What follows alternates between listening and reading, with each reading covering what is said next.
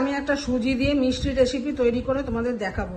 তার জন্য আমি নিয়েছি এখানে আমুল ফুল ক্রিম দুধ 1 লিটার নিয়েছি, একটা 500 গ্রাম জাল দিয়েছি আর 500 গ্রামের প্যাকেট আছে।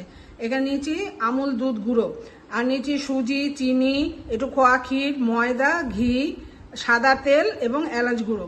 ঘিটা গরম হয়ে গেছে, এবার এর মধ্যে আমি সুজিটা দিয়ে দেবো। সুজিটা আমার ঘিয়ের সঙ্গে মেশানো হয়ে গেছে। এর মধ্যে আমি দেব অল্প করে একটু চিনি দেব, একটু মিষ্টত্ব আনার জন্য, আর দিয়ে দেবো এর মধ্যে অল্প অল্প করে দুধ।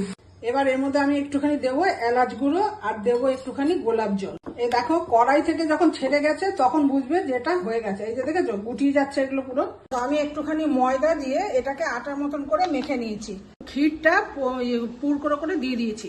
এবার এগুলো আমি বলের মতন করে তৈরি করে নেবো, চ্যাপটা চ্যাপটা চপের মতন করে। দেখো আমি মিষ্টিগুলো শেপ তৈরি করে নিয়েছি। এবার এগুলো আমি ভেজে দুধে ফেলবো। 1 লিটারের থেকে একটু কম দুধ আছে। এর মধ্যে আমি এবার দিয়ে দেবো, দুধটার মধ্যে আমি দিয়েছি আমুল গুঁড়ো দুধ, এর সঙ্গে মিশিয়ে দিয়েছি। এবার এর মধ্যে একটু চিনি দিয়ে আমি জাল দিয়ে নেবো।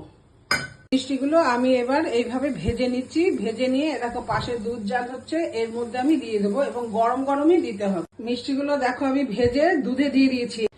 এর মধ্যে আমি দিয়ে দিলাম একটু কনডেন্স মিল্ক। মিষ্টিটা প্রায় হয়ে এসেছে।